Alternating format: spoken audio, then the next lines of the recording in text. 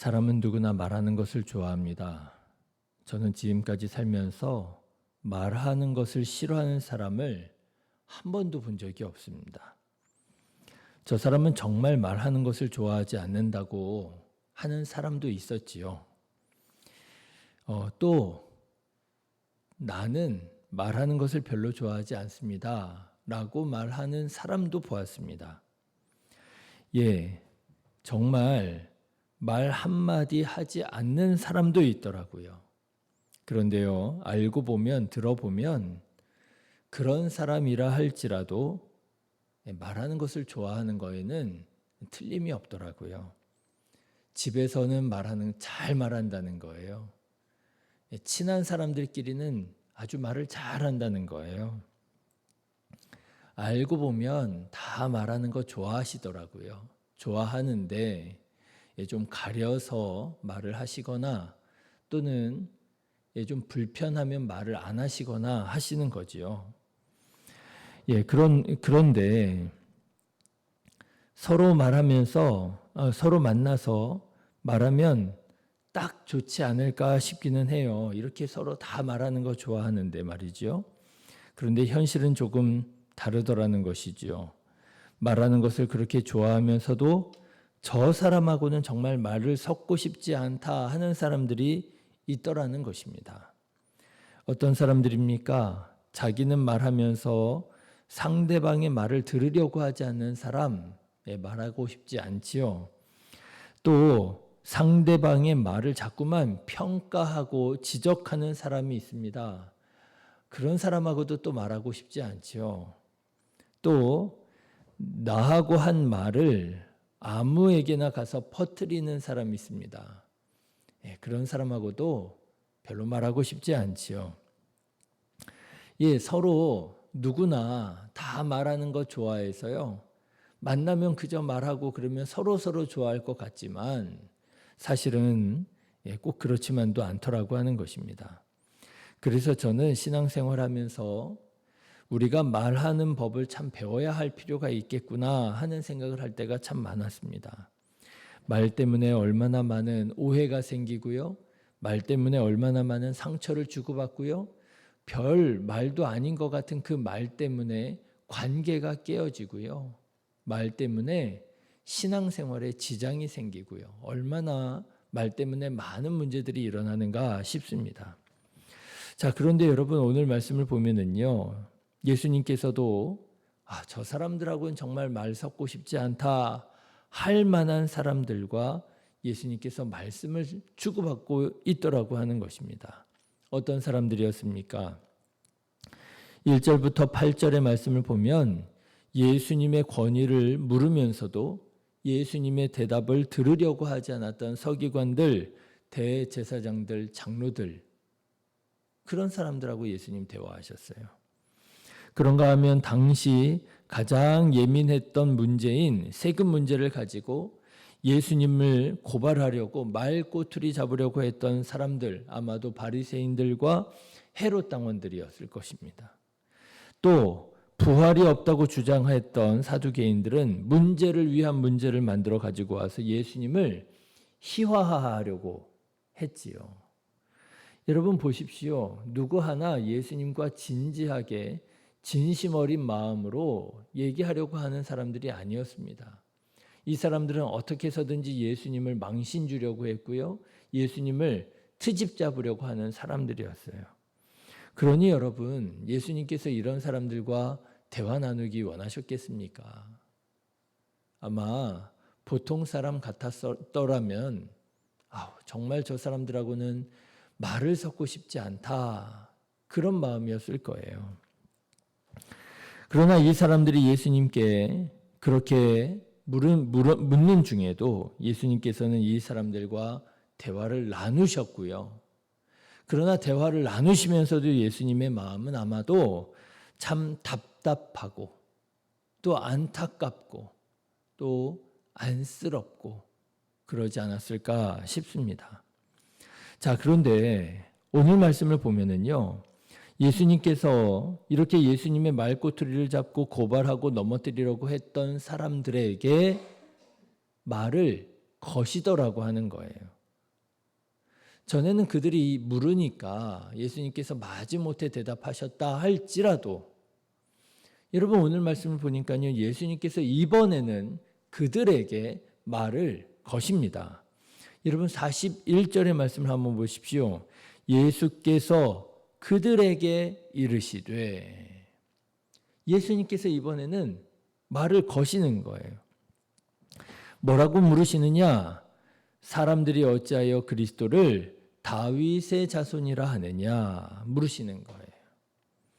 네, 당시 이스라엘 사람들은 그리스도를 다윗의 자손으로 오시리라 이렇게 기대하고 있었습니다. 여러분 어떻게 보면 당연한 거 아니겠습니까? 우리도 그렇게 알고 있잖아요. 예수 그리스도께서 누구의 자손으로 오셨어요? 다윗의 자손으로 오셨잖아요. 마태복음을 보면 1장 1절부터 바로 이 사실을 우리에게 명확하게 증거하고 있지 않습니까? 족보가 쫙 나오면서요. 아브라함의 세계라 하면서 다윗에 이르고요. 또 예수님에 이르는 족보가 나오면서 예수님께서 아브라함의 자손이고 또 다윗의 자손이시로구나 하는 것을 우리가 알게 되잖아요. 예수님께서는 구약 성경에 예언된 바처럼 마땅히 다윗의 자손으로 이 세상에 오셨던 것입니다. 그런데 왜 예수님께서는 이 당연한 것을 가지고 물으시느냐? 네, 유대인들이 생각했었던 다윗의 자손과 우리가 지금 익히 상식적으로 알고 있는 다윗의 자손에는 큰 차이가 있었기 때문에 그렇습니다. 우리는 다윗의 자손으로 오신 예수님을 어떻게 이해하고 있습니까? 가장 먼저 고백하기는 그리스도는 우리를 모든 죄에서 구원하신 하나님의 아들이시라 이렇게 우리가 알고 있잖아요. 믿고 있잖아요. 하나님께서 이 뜻을 이루시기 위하여 모든 생명, 모든 영혼을 구원하시기 위하여 그리스도이신 예수님을 다윗의 혈통으로 보내주셨다. 우리가 그렇게 알고 그렇게 믿고 있잖아요. 그런데 유대인들은 조금 달랐어요. 물론 유대인들도 그리스도는 다윗의 자손으로 오시리라 그렇게 믿고 있었습니다. 그러나 그들이 생각했었던 다윗의 자손이라고 하는 것은요. 이스라엘을 독립시키고 부국 강병을 이루어서 주변에 있는 나라들을 복속시키는 그런 그리스도를 생각했었던 거예요. 다시 말하자면 다윗 혈통 중에서 다윗 같은 사람이 등장해서 다윗 같은 일을 하리라 그렇게 기대했던 것입니다. 그리스도가 가지고 있는 그 이상의 의미, 우리의 모든 죄의 문제를 해결해 주시고 우리의 영혼을 구원해 주신다고 하는 의미에 대해서는 유대인들은 전혀 알지 못하고 있었던 거예요. 그래서 예수님께서 물으시는 것입니다. 만일 그리스도가 다윗의 자손일 뿐이라면, 만일 그리스도가 너희들이 생각하는 것처럼 그저 다윗 같은 사람이라고 한다면 다윗이 왜 자기 자손인 그리스도를 향해서 주님이라고 불렀겠느냐라는 거예요. 44절 말씀을 보십시오. 그런즉 다윗이 그리스도를 주라 칭하였으니 어찌 그의 자손이 되겠느냐. 그렇죠? 유대인들이 생각하는 것처럼 그리스도가 그저 다윗의 자손으로 오는 다윗 같은 사람이라고 한다면 다윗이 자기 후손인 그리스도에게 어째서 주라고 하겠느냐. 너네들이 생각하는 것처럼 그리스도는 다윗 같은 사람이 아니야. 그 이상의 의미가 있어 라고 예수님 말씀하기 원하셨던 거예요. 이에 예수님께 신나게 논쟁을 걸면서 예수님을 망신 주려고 하고 예수님을 넘어뜨리려고 했던 이 사람들은 아무 대답도 하지 못합니다. 오늘 말씀과 평행 본문인 마태복음 22장 46절에 보면은요. 예수님께서 이렇게 물으셨을 때 사람들의 반응이 이랬다고 나옵니다. 한마디도 능히 대답하는 자가 없고 그날부터 감히 그에게 묻는 자도 없더라. 여태까지 그냥 여러 부류의 사람들이 와서 예수님을 귀찮게 했잖아요. 말도 안 되는 것을 가지고, 깜도 안 되는 것을 가지고 예수님께 물으면서 예수님을 참 뭐랄까요? 귀찮게 하고 그랬잖아요. 그런데 예수님께서 이 질문을 딱 던지시니까요. 이제는 그 질문에 대답하는 사람이 한 사람도 없었고, 이제는 예수님께 묻는 자도 한 사람도 없게 되었다라고 하는 거예요. 예, 저는 오늘 말씀을 묵상하면서 이것이 바로 우리가 나눠야 할 대화고 논쟁이고 묵상이 아닐까 그렇게 깨달아졌습니다. 왜 그렇습니까?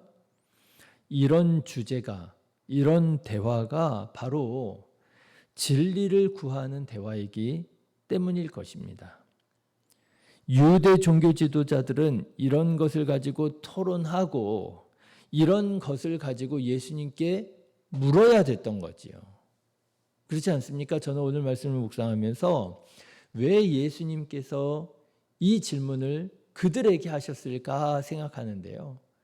혹시 이런 마음 아니었을까요? 너희들이 나에게 물어야 될 것은 그런 것들이 아니라 이런 걸 물어야 돼. 그렇죠? 예수님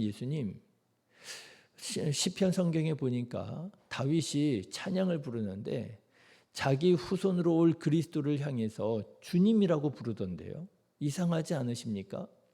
다윗이 자기 후손을 왜 주님이라고 부르나요? 이런 걸 물어봐야 됐다라고 하는 거지요. 진리를 구하는 질문을 하고 진리를 구하는 논쟁을 벌이고 예수님께 진리를 구했어야 됐다라고 하는 거죠. 그런데 너희들이 지금 나에게 묻는 그 질문들은 다 뭐냐 말이에요. 권위를 물으면서도 권위에 대해서 들을 생각도 하지 않고 세금 누구에게 바쳤으면 좋겠느냐 하면서 나를 공경에 빠뜨리려고 하고 말이죠. 정말입니다, 여러분. 당시 유대 종교 지도자들이 정말 이런 것을 가지고 고민하고 이런 것을 가지고 예수님께 질문을 했더라면 얼마나 좋았을까요? 예수님께서는 기뻐하시면서 대답하지 않으셨을까요? 그들과 정말 진리에 대해서 대화 나누시면서 그들이 그 대화를 통해서 예수님께서 정말 구약 성경에 예언된 그리스도시라고 하는 사실을 깨닫고 시인하고 인정하고 믿게 되지 않았을까요? 자, 여러분, 오늘 우리는 어떤 말을 주고받고 있습니까? 특별히 여러분, 교회에서 여러분은 성도들과 어떤 말을 주고받고 계십니까? 무엇에 대해서 대화를 나누고 무엇에 대해서 토론을 하고 무엇에 대해서 논쟁을 벌이고 계십니까? 혹시 우리도 교회에서 한다는 말이 권위에 대해서 얘기하고 있지 않습니까? 누구가 나를 무시했다고. 우리도 쓸데없는 권위에 대해서 논쟁을 벌이고 있지 않습니까? 여러분, 우리도 고작 교회에서 한다는 말이 예민한 정치 얘기를 교회에서 하고 있지 않습니까? 누구는 빨간색이래. 누구는 파란색이래. 저는 참 마음이 아파요. 예민한 정치 얘기로 성도들 간에 불편해지고 교회가 어려워지는 것을 보면 참 안타깝습니다. 우리 믿음이 정치 이슈 아래에 있는 것처럼 보여서 아닌데, 내가 알기는 하나님을 믿는 우리 신앙은 정치를 뛰어넘어 정치 위에 있는 것인데, 여러분, 우리가 교회에서 한다는 말이 문제를 위한 문제를 만들어서 우리 신앙을 희화화하고 있지는 않습니까? 우리는 과연 진리에 대해서 말하고 있습니까? 말하는 것을 보면 우리는 알 수 있습니다. 그 사람의 신앙이 어떤 신앙인지, 그 교회의 영적 분위기가 어떤 분위기인지 우리는 말하는 것을 보면 대번에 알 수 있습니다. 사람들이 말하는 거 싫어한다 하면서도요, 사실은 말하는 거 좋아하더라고요. 정말 말하지 않는 분도요, 친한 사람 옆에 있으면 참 말씀 잘 하시더라고요. 그런데 그 말을 들어보면 이분이 이런 분이시로구나 알 수 있겠더라고요. 사랑하는 성도 여러분, 여러분이 하는 말을 여러분이 스스로 한번 들어보시기를 바랍니다. 나는 예수님께서 기뻐하시는 그런 대화, 그런 논쟁, 그런 것들을 묵상하고 있는가? 아니면 예수님께서 난 정말 저 사람들이랑 말을 섞고 싶지 않다. 정말 귀찮다. 정말 안쓰럽다, 안타깝다. 고작 한다는 말이 하나님의 아들을 만나서 그리스도를 만나서 고작 한다는 질문이 저런 질문일 수밖에 없는가 하는 그런 것을 가지고 우리가 대화하고 우리가 고민하고 우리가 논쟁을 벌이고 있는 것은 아닌가.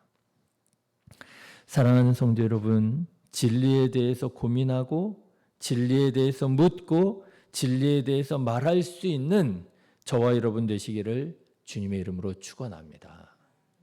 그래서 우리 신앙이 나날이 성장하고, 여러분 신앙적인 이야기 정말 진리에 대해서 얘기하면은요 얼마나 좋은지 모릅니다.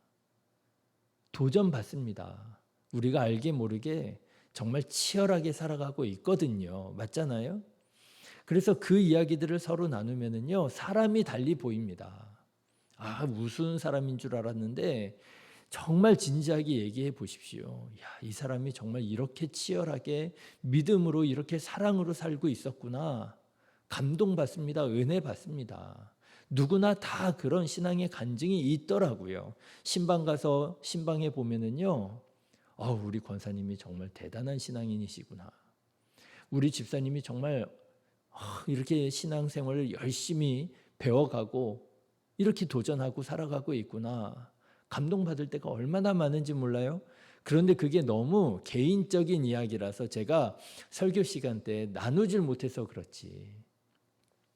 서로 나누어 보십시오. 얼마나 은혜가 되는지 모릅니다. 얼마나 감동을 받게 되는지 모릅니다. 이런 이야기들을 내버려 두고 우리가 다른 이야기를 한다면 얼마나 안타까운지요. 우리가 진리를 묻고 진리를 말할 때 우리 신앙은 나날이 성장해 갈 것이고요. 우리 교회는 더욱더 은혜로운 교회, 부흥하는 교회로 하나님께 영광 돌려드리게 될 줄로 믿습니다. 기도하겠습니다.